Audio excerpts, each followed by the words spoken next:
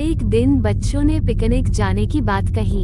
ये सुनते ही अंकिता की रूह कांप गई, क्योंकि उसे एक पुराना किस्सा याद आ गया। ये बात तब की है जब अंकिता 10वीं क्लास में पढ़ रही थी।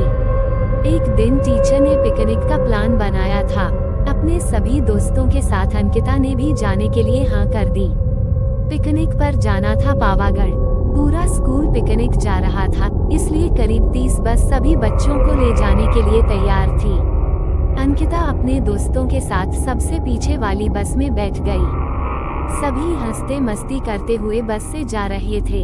तभी कुछ दूर जंगल के पास पहुंचकर उसी बस से तेज आवाज आई। ये वक्त रात के करीब 1:30 बजे का था। ड्राइवर गाड़ी से बाहर निकला तो उसे पता चला कि टायर फट गया है। ड्राइवर ने सबसे कहा कि बस का टायर बदलने में करीब 2 घंटे लगेंगे, आप सब नीचे उतर जाइए, मैं इसे बदल देता हूँ। आप लोग पास के ढाबे में जा सकते हैं, वहाँ गर्म गर्म चाय पी लीजिए और मैं इस टायर को फटाफट बदलने की कोशिश करता हूँ। ड्राइवर की बात सुनकर सभी बस से उतर गए और पैदल चलते हुए पास के ढाबे में पहुँचे। वहाँ एक बूढ़ा व्यक्ति चाय बना रहा था। इतनी रात को ढाबा खुला हुआ और किसी इंसान को चाय बनाते देख सबको हैरानी हुई। उस बूढ़े इंसान ने कहा, आप सब चाय पी लीजिए, यहाँ अक्सर लोगों की गाड़ी खराब हो जाती है, इसलिए मैं भी अपना ढाबा हरदम खुला रखता हूँ। आप जैसे राहगीरों को कुछ मदद हो जाती है।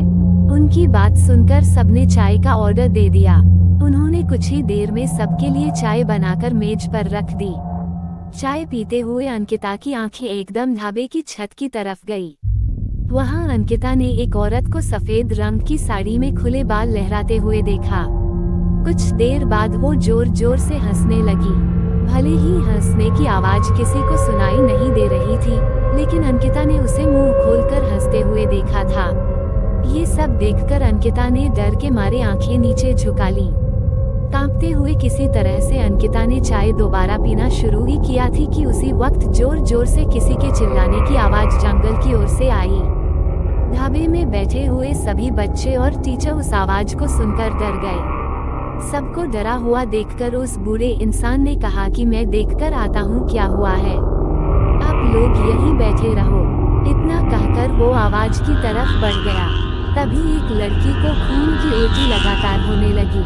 उसको देखकर सबकी हालत और खराब हो गई। उसी समय एक टीचर ने कहा कि तुम सब आग जलाओ और उसके बगल में बैठ जाओ। सबने मिलकर आग जलाई और गोल घेरा करके बैठ गए। टीचर ने सख्त लहजे में सबसे कह दिया कि अकेले कोई कहीं नहीं जाएगा। वैसे भी सब इतना डरे हुए थे कि अकेले कहीं जाने की हिम्मत हो नहीं रही थी। आग के पास बैठे बैठे 3 बज गए। तब कहीं जाकर वो बूढ़ा इंसान जंगल से लौट कर आया। उसने सबकी तरफ देखा और कहा कि उस चीख को सब भूल जाना, नहीं तो जीना मुश्किल हो जाएगा। इतना कहकर वो ढाबे के अंदर चला गया। तभी ड्राइवर भी टायर बदलकर बस लेकर ढाबे के पास पहुंचा। सभी लोग भगवान का नाम लेते हुए उस बस में बैठ गए। टीचर ने बस में बैठते ही सबको कहा कि कोई एक दूसरे से बात नहीं करेगा, सीधे सब सो जाओ। टीचर की बात मानकर सब चुपचाप बस में ही सो गए। उसके बाद पिकनिक स्पॉट पर पहुंचे और करीब 1 हफ्ते बाद घूमकर आ गए। पिकनिक में किसी ने दूसरे बस के बच्चों से उस रात के बारे में कुछ नहीं कहा, क्योंकि टीचर ने मना किया। लेकिन पिकनिक से लौटते ही सबने अपने दोस्तों और दूसरी क्लास वालों को इस भूतिया घटना के बारे में बताया। आज पिकनिक का नाम सुनते ही यही भूतिया ढाबे की कहानी अंकिता के मन में आ गई और बच्चों को पिकनिक भेजने से उसे डर लगने लगा। कहानी से सीख, बीती घटनाओं को भूल जाना ही अच्छा है, नहीं तो जीवन भर वो घटना डराती रहती है।